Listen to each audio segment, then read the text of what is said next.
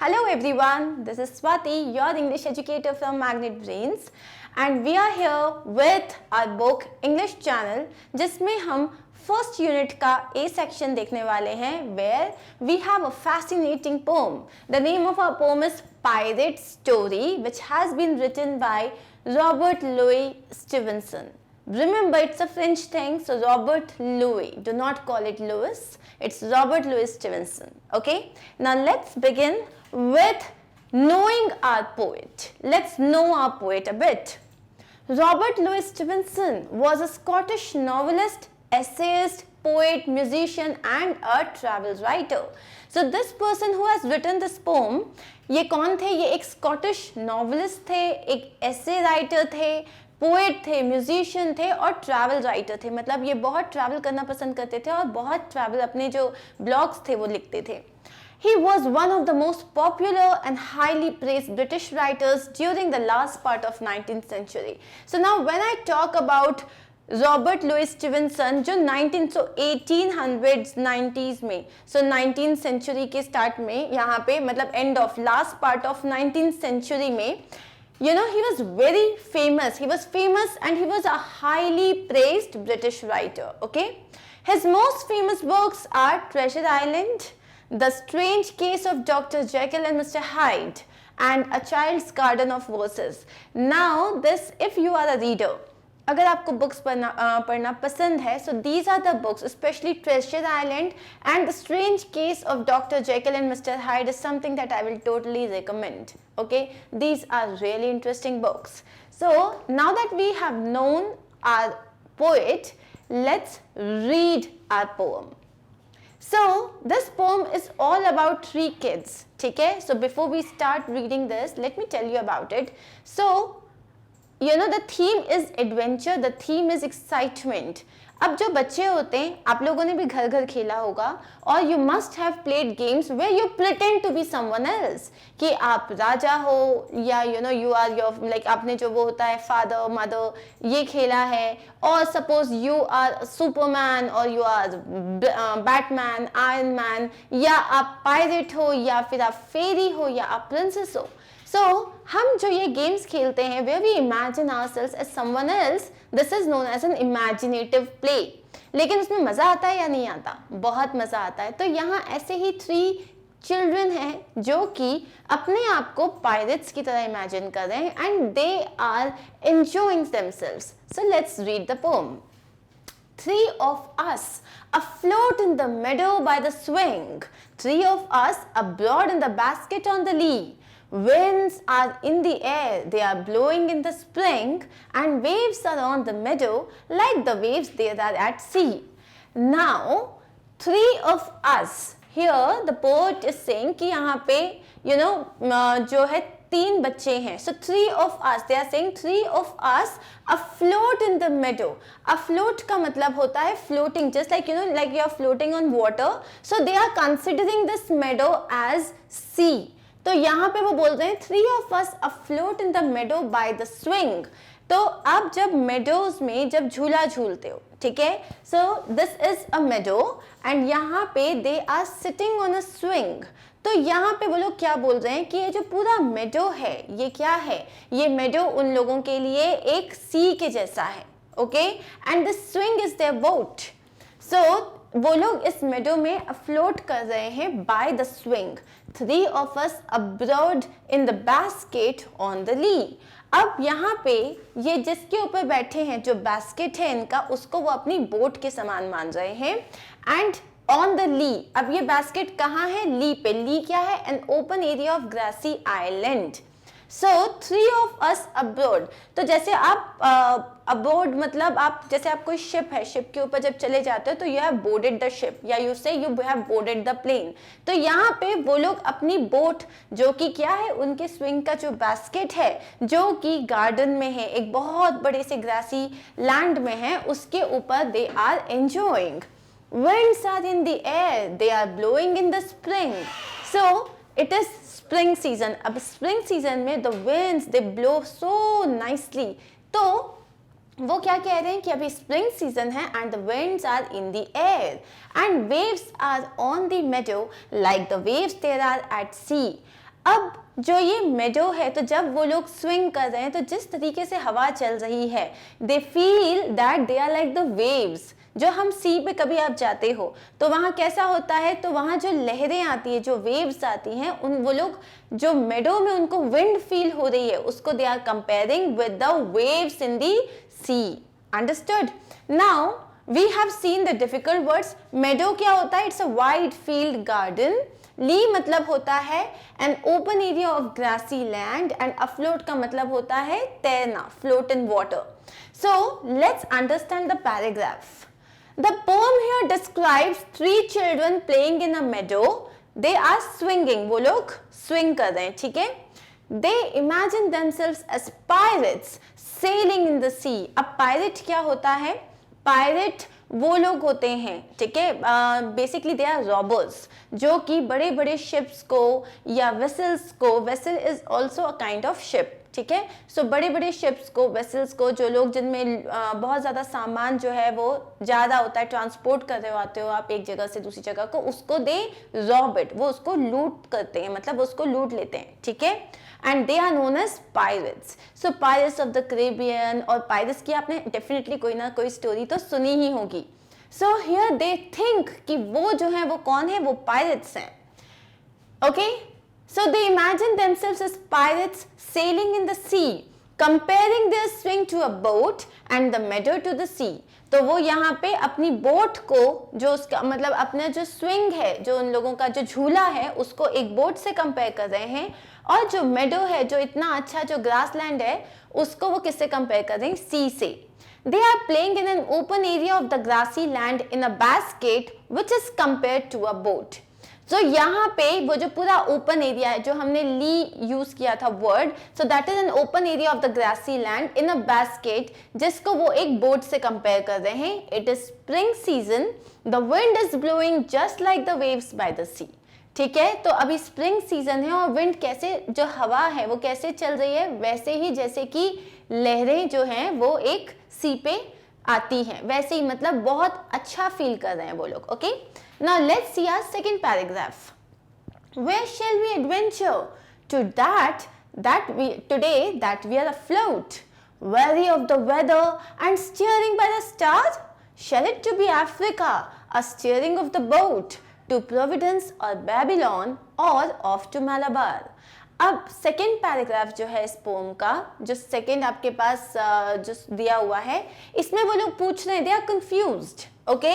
Now they are discussing, वो लोग आपस में डिस्कस कर रहे हैं कि where shall we adventure now that they are on a ship, ठीक है? अब उनके पास एक इतनी बड़ी सी शिप है, उनके पास एक बोट है, and they have to sail, ठीक है? वो लोग क्या है, वो लोग तो सी में सेल कर रहे हैं ना, तो वो जो मेडो है जिसे वो सी मान रहे हैं, तो वो बोल रहे हैं हमें कहाँ एडवेंचर करना चाहिए। इसका मतलब where should we travel today that we are afloat, आज हमें कहाँ जाना चाहिए, आज जब हम सेल कर रहे हैं।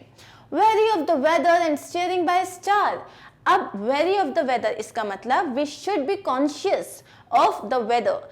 एक जब आप शिप में सेल करते हो, you are always conscious of the weather, it should be clear sky, otherwise you have to protect your ship a lot. तो wary of the weather, wary का मतलब होता है we have to be careful of the weather and steering by a star. इसका मतलब you must have known this कि जब भी आप शिप में ट्रैवल करते हो या आप बोट चलाते हो, तो पहले भी और अभी भी जो आपके जो स्टीवर्ड्स होते हैं, जो शिप को ड्राइव करते हैं पूरा, वो लोग स्टार्स के साइन देखते हैं। स्टार्स जो होते हैं, अभी तो हमारे पास बहुत सारी टेक्नोलॉजी है, अदरवाइज इनिशियली आप स्टार्स को देख के अंडरस्टैंड कर पाते थे कि आपको किस डायरेक्शन में जाना है, ठीक है? सो अब steering bye the stars, steering का मतलब होता है जैसे कार की स्टीयरिंग व्हील होती है, आप उसको लेफ्ट घुमाओ तो कार लेफ्ट चले जाती है, राइट घुमाओ तो कार राइट चले जाती है। तो यहाँ वो बोल रहे हैं हमें एक स्टार स्टीयर कर रहा है, मतलब हमें हमारा जो स्टार है वो रास्ता दिखाएगा। So where shall we adventure today that we are afloat, आज हमें कहाँ जाना चाहिए जो कि हम सेल कर रहे हैं। हमें we have to be careful of the weather and we are suppose to be given direction by the stars. Shall it to be Africa? Shall it be to Africa? मतलब क्या हमें अफ्रीका जाना चाहिए? A steering of the boat, ठीक है? मतलब क्या हमें हमारी बोट को स्टीयर घुमा के अफ्रीका जाना चाहिए?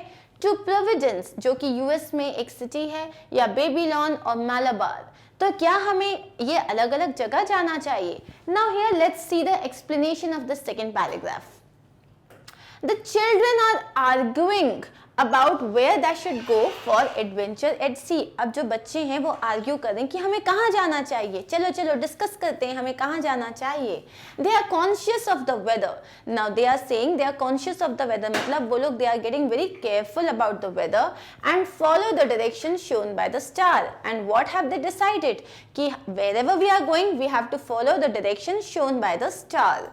The kids wonder if their first adventure should take place in Africa, Providence, Babylon or in Malabar. तो अब वो लोग डिस्कस कर रहे हैं. तो जैसे बच्चे होते हैं ना, चलो चलो आज हम यहाँ जाएंगे. So they are playing in a garden, but this is how their imagination is going on. Now let's see the last and the third paragraph. Hi, but here is a squadron rowing on the sea. Cattle on the meadow are charging with a roar. Quick, and we will escape them. They are as mad as they can be. The wicket is the harbor and the garden is the shore. अब यहाँ पे उसने क्या बोला? Hey, मतलब अरे लेकिन देखो. But here is a squadron rowing on the sea.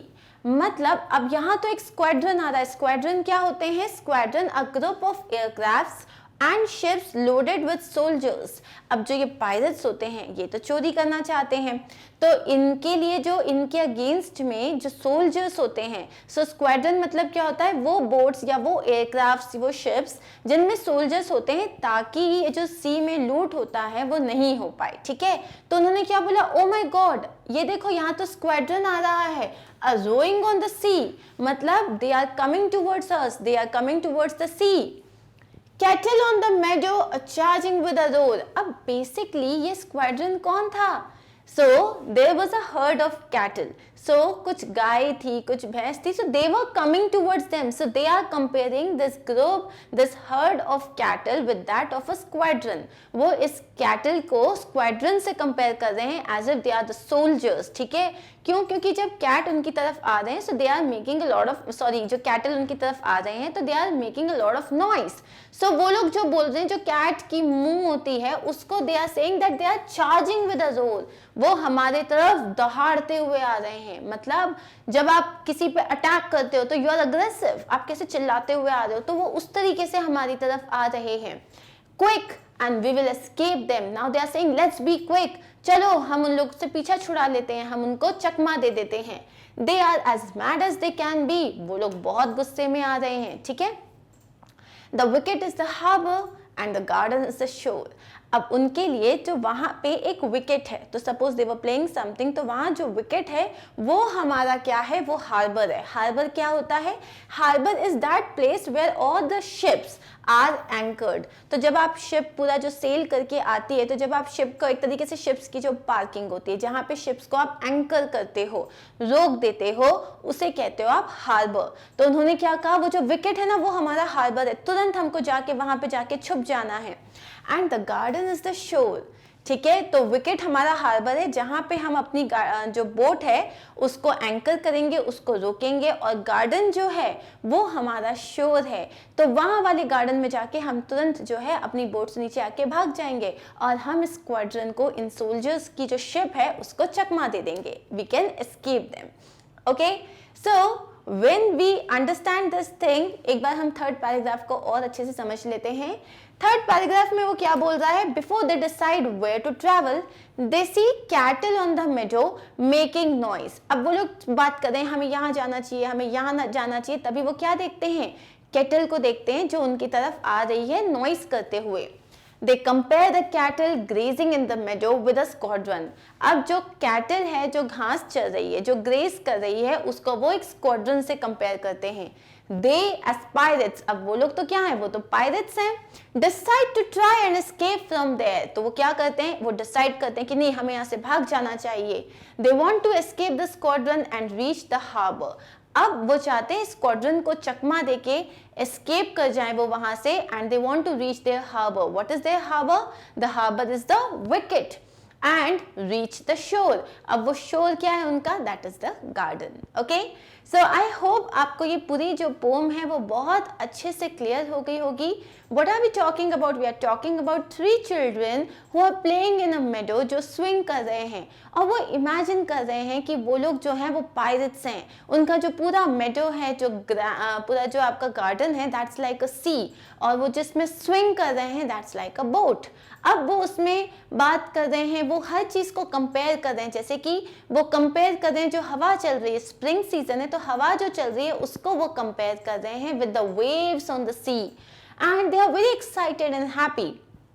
Suddenly they see कि कैटल जो है उनकी तरफ आ रही है. So they compare the cattle with a squadron. मतलब वो जो सोल्जर्स की शिप्स होती है जो कि अटैक करती है पायरेट्स के ऊपर, तो वो उससे कंपेयर करते हैं उसको एंड दे से अब हमें यहाँ से भागना पड़ेगा, we have to escape them. और हमारा हार्बर क्या है, हमें अपनी शिप कहाँ पे एंकर करनी है, वो विकेट पे, और हमारा शोर कौन सा है, वो उस साइड वाला garden. Let's go, we have to do this. Now this is imagination. This poem is based on the mere imagination of children when they are playing. Okay, now let's see this thing. The game that they are playing is quite adventurous. ठीक है, अब ये जो game वो खेल रहे हैं वो बहुत एडवेंचरस है. It is मियर imagination. वो सिर्फ इमेजिन कर रहे हैं that can make simple things full of excitement and adventure. हमारा जो इमेजिनेशन होता है दैट इज इम्पॉर्टेंट क्योंकि वो किसी भी चीज़ को बहुत एक्साइटिंग और एडवेंचरस बना देता है. Now let's look at the summary of the poem. ठीक है? So this is a poem set in a meadow where 3 kids pretend to be pirates and sailing in the sea. So ये जो poem है ये जो है एक meadow में set है. Setting कहाँ है? कहाँ बात कर रहे हैं हम इसकी? एक meadow में है जहाँ पे 3 बच्चे जो हैं वो pirate खेल रहे हैं and they are sailing the sea. The kids debate if their first adventure should take place in Africa, Providence, Babylon or even Malabar. अब वो लोग खेल रहे हैं, डिस्कस कर रहे हैं हमें कहाँ जाना चाहिए. Before they decide where to travel, they spot a squadron and the pirates decide to try and escape them. तो जैसे ही वो लोग सोचते हैं कि हमें यहाँ जाना चाहिए, उसके पहले वो देखते हैं कैटल उनकी तरफ आ रही है. They spot a squadron. ये स्क्वाड्रन क्या है? कैटल का ग्रुप एक, मतलब पूरा हर्ड ऑफ कैटल है. And they decide as pirates that they have to escape them. This poem beautifully explains. Now this can even be written if the question comes, what is the theme of the poem? ठीक है? This poem beautifully explains how children through their imagination are trying to experience adventure. So ये जो pome है इसका theme क्या है कि हमारी जो इमेजिनेशन है वो बहुत स्ट्रॉन्ग होती है. सो बच्चे किस तरीके से यहाँ पे अपनी इमेजिनेशन के थ्रू एक सिंपल से नॉर्मल से गार्डन में और स्विंग में है, but they are imagining as if they are in the sea and they are enjoying themselves. ठीक है, it exemplifies that in simple things through our imagination we can have adventurous experiences. It exemplifies का मतलब होता है ये एक example देता है कि किस तरीके से बहुत ही छोटी छोटी चीज़ें, बहुत सिंपल जो चीज़ें होती हैं उनको हम अपने इमेजिनेशन से बहुत ज़्यादा एडवेंचरस बना सकते हैं. We can have an adventurous experience just with the help of our imagination. Okay, so I hope we are clear with the summary. Now we'll see all about the poem as in कि हमने उसमें कौन सी poetic devices use करी है, poem का tone क्या है, poem में किस तरीके की language यूज़ करी गई है. ठीक है, so all about the poem. So to understand कि हमारी जो poem है उसकी rhyming scheme क्या है, let's go to our poem. Okay, now here we have the first paragraph here. Rhyming scheme किस तरीके से हम आइडेंटिफाई करते हैं, जैसे आपका जो पोम है, ठीक है, these are the first 4 lines. First 4 lines के जो लास्ट वर्ड्स हैं, ओनली द लास्ट वर्ड्स, उसको हम अंडरलाइन करेंगे. ठीक है, सो स्विंग को हमने अंडरलाइन किया, then we will underline lea and then spring and then sea. ये हमने लास्ट के 4 वर्ड्स अंडरलाइन कर लिए. अब जो फर्स्ट वर्ड है उसको आप एक लेटर, जैसे स्विंग साउंड सुन लिया, स्विंग इंग, इसको मैंने ए साउंड दिया. ठीक है, अब ली, स्विंग और ली क्या सेम साउंड कर रहे हैं? नहीं साउंड कर रहे हैं, तो हम इसको बी दे देंगे. Okay, now spring. अब स्प्रिंग और स्विंग ये लास्ट में सेम साउंड कर रहे हैं, सो इसको ए दिया था तो हम इसको भी ए दे देंगे। एंड सी, अब सी और ली इसका साउंड लास्ट में एक ही है, ई का साउंड आ रहा है, तो हमने इसको भी दे दिया बी। तो आपका जो फर्स्ट स्टैंजा है आपके पोम का, उसकी आपको जो राइमिंग स्कीम मिली है वो है A B. Clear with this? क्या मिली हमको? A B. और कौन से वर्ड्स थे हमारे पास? इंग और ली। अब अगर आप इसमें सेकेंड पैराग्राफ में आ जाते हो, ठीक है, तो यहाँ पे afloat, last word, star, boat and Malabar. अब अफ्लोट ना स्विंग से कॉमन है ना ली से कॉमन है, तो इसको हमें एक थर्ड वेरिएबल देना पड़ेगा, तो हम इसको बोल देते हैं सी। और अगेन स्टार जो है ये भी किसी के साथ नहीं जा रहा है, इसको हम बोल देंगे D. And boat and afloat, तो यहाँ पे सेम साउंड है, इसको हमने बोल दिया सी। मालाबार एंड स्टार, लास्ट में आर का साउंड आ रहा है, तो हमने इसको बोल दिया डी। क्लियर? सो यहाँ हमारे पास जो सेकंड स्टैंजा है उसकी राइमिंग स्कीम क्या आ गई? C D. पहले का क्या था? ए बी, और अभी क्या है? C D, right? अब हम आते हैं हमारे थर्ड पैराग्राफ में। तो जो हमारा थर्ड स्टैंजा है हमारी पोम का, इसमें लास्ट वर्ड क्या है? पहले है सी, फिर है जोर, फिर है बी एंड शोर। अब हमारे पास जो फर्स्ट स्टैंजा था उसमें कौन से वर्ड्स थे? ली और सी। अब यहाँ पे वो सेम साउंड कर रहा है, तो इसको हम बी मार्क करेंगे, ठीक है? रिमेंबर, ये जो आपका फर्स्ट था, ये इसमें ली ए बी साउंड था, तो सी और ली को हमने बी वर्ड दिया था, तो यहाँ पे भी हम इसको सी को बी देंगे। अब रोल तो किसी के साथ नहीं जा रहा, ए बी सी डी हम यूज कर चुके हैं, तब हम इसको लिख देंगे E. Now C and B sound same, तो ये भी हो गया बी, और shore and roar they sound same, तो ये भी हो गया ई। तो अगर हम ओवरऑल पोम का अगर अब हम राइमिंग स्कीम देखते हैं, सो हमारी जो यहाँ पे राइमिंग स्कीम है वो इस तरीके से आ गई, A B, C D and B E. Okay, इस तरीके से आप अपनी राइमिंग स्कीम को आइडेंटिफाई करते हो। आने वाले टाइम में हम बहुत सारी पोम्स करेंगे, तो ये आपके लिए और क्लियर हो जाएगा।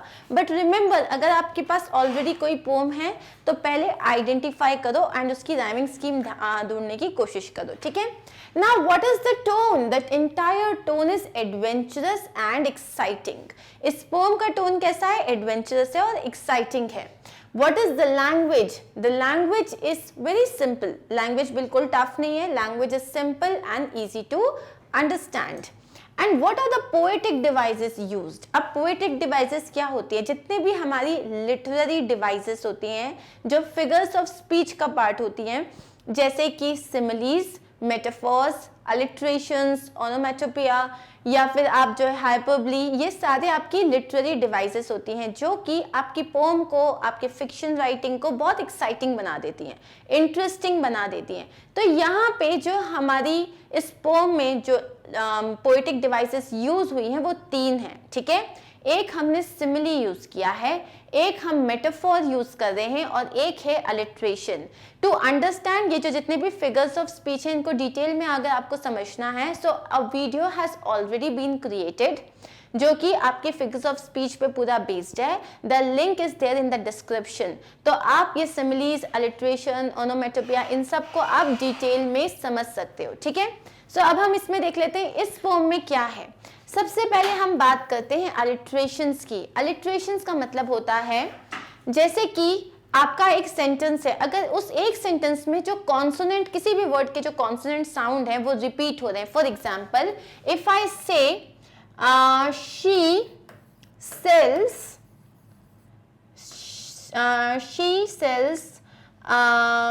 on the seashore.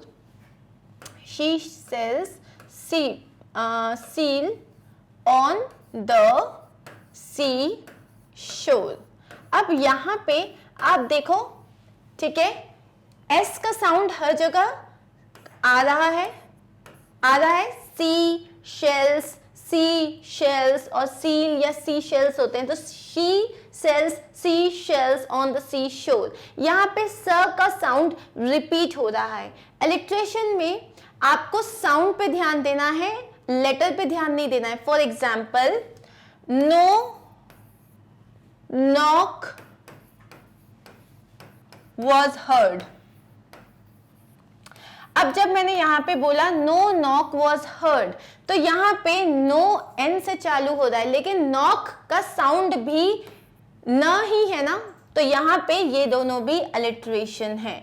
Clear? So alliteration का मतलब होता है जब आप किसी भी सेंटेंस में, पोम में, अगर कॉन्सोनेंट्स जो हैं, जो आपस में बहुत पास पास जो कॉन्सोनेंट्स होते हैं, अगर उनका साउंड सेम है तो हम उन्हें अलिट्रेशन कहते हैं. ठीक है?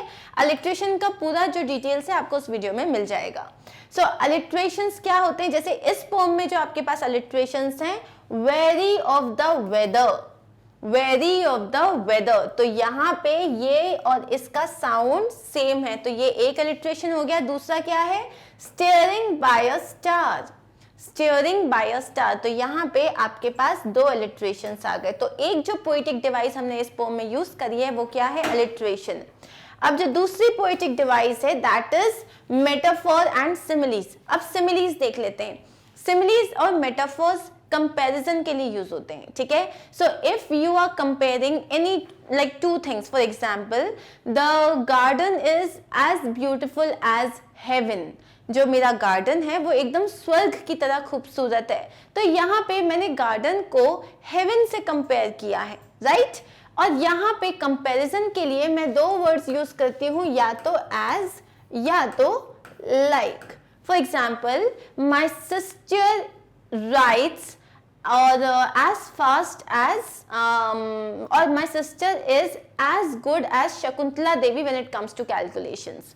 तो यहाँ पे आप अपनी सिस्टर को शकुंतला देवी से कंपेयर कर रहे हो when she is doing maths. ठीक है? और आपने कंपेयर करते टाइम कौन सा वर्ड यूज किया है? as. Similarly if I say she is like a tigress in the field, तो वो तो जब एकदम जो है फील्ड में उतरती है तो वो तो एकदम टिग्रेस की तरह होती है, तो आपने यहाँ पे उसे टिग्रेस से कंपेयर किया है यूजिंग द वर्ड लाइक. तो जब आप एज और लाइक को यूज करते हुए कोई कंपैरिजन करते हो उसे हम कहते हैं सिमिली.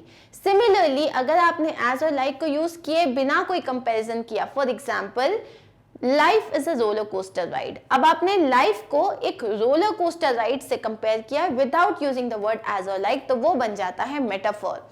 तो आपको क्या समझना है? कंपैरिजन में अगर एज और लाइक आ रहा है तो वो हो गया आपका सिमिली. एज और लाइक के बिना अगर कंपेयर कर रहे हो तो वो हो जाता है आपका मेटाफोर. ठीक है? सो प्लीज अंडरस्टैंड दैट इसकी जो डिटेल्ड वीडियो है वो आपको डिस्क्रिप्शन बॉक्स में मिल जाएगी. You can go there, check out and understand. बहुत सारे एग्जाम्पल्स के साथ वहां पे एक्सप्लेन किया गया है. नाउ अब इस पोम में जो आपको सिमिली दी हुई है, sea and waves are on the meadow like the waves there are at sea. तो ये सेंटेंस में आपने कंपेयर किया है जो मेडो में जो वेव्स आ रहे हैं वो सी के वेव्स की तरह हैं, तो ये आपने कंपेयर किया है यूजिंग द वर्ड लाइक, तो ये हो गया एक सिमिली. एक और एग्जांपल है, they are as mad as they can be. तो ये जो आपका थर्ड स्टैंजा है कि ये जो कैटल है वो हमारी तरफ आ रही है, they are as mad as they can be, तो यहाँ पे एज मैड एज यहाँ आप कंपेयर कर रहे हो, तो ये एज मैड एज ये अगेन आपका क्या होता है? एक सिमिली होता है. क्लियर? सो इसके बाद जो मेटाफोर का एग्जाम्पल है, the wicket is the harbour and the garden is the shore. अब उन्होंने बोला है विकेट तुम्हारा हार्बर है, गार्डन जो है वो शोर है, तो ये गार्डन शोर नहीं है, लेकिन they are comparing the garden with the shore, they are comparing the wicket with the harbour. और इस पूरी पोम में मेटाफोर्स यूज किए गए हैं जहां पे वो मेडो को सी से कंपेयर कर रहे हैं, स्विंग को बोट से कंपेयर कर रहे हैं, जो बास्केट को बोट से कंपेयर कर रहे हैं. So now these are the three devices that we have used in this particular poem. कौन कौन सी लिटरेरी डिवाइसेस यूज करी है हमने? Alliteration, similes and then we have metaphor, right? So thank you so much guys. Here we are done with the complete explanation of our poem. We have seen the summary and we have seen all the literary devices, जो tone है, जो language है, जो आपके poem में पूछा गया है. तो I hope आपको ये poem बहुत अच्छे से समझ में आई होगी. In our next video, we are going to see the question answers and the grammar part of this particular poem. ठीक है?